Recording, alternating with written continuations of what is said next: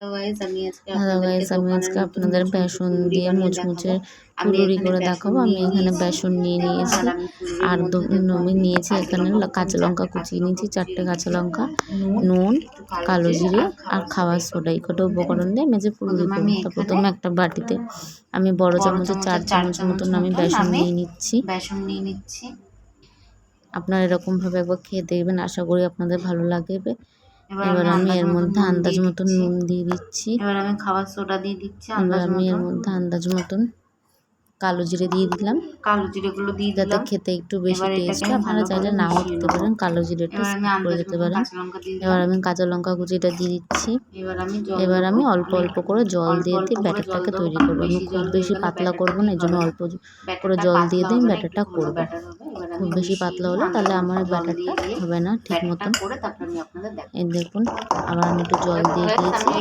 দেখুন আমার ব্যাটারটা রেডি হয়ে গেছে। আর অনেকটা করে ফাটাতে হবে, যত আপনারা বেশি ভালোভাবে ফাটাবেন তত ভালোভাবে ফুলুরিগুলো ফুলবে। এদিকে একটা কড়াইতে তেল দিয়ে তেল বসিয়ে দিয়েছি। আমার তেলটা গরম হয়ে গেলে আমি একে একে ফুলুরিগুলো দিয়ে দেবো।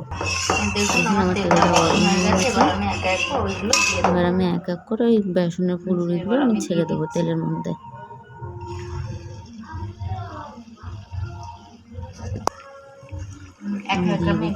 এবার এইগুলো দেওয়া হয়ে গেলে আমার ওই পিঠটা ভালোভাবে ভাজা হয়ে গেলে আমি উল্টিয়ে নেবো। লাল লাল করে ভাজা হয়ে গেলে আমি এগুলো উল্টিয়ে নেব। দেখুন আমার ভাজা হয়ে গেছে, এবার আমি উল্টিয়ে নিচ্ছি। উল্টিয়ে নিয়ে এই পিঠটাও ভালোভাবে লাল লাল করে এপিঠ ওপিঠ দু পিঠ ভালোভাবে গ্যাসের ফ্লেমটা লো রেখে ভাজতে হবে। দেখুন আমার ভাজা হয়ে গেছে দু পিঠ। এবার আমি এগুলো নামিয়ে নেবো।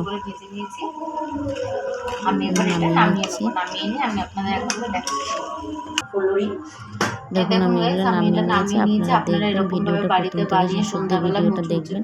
আমার ভিডিওটা যদি ভালো লেগে থাকে অবশ্যই লাইক, কমেন্ট আর শেয়ার করে দেবেন। সাবস্ক্রাইব করতে ভুলবেন না।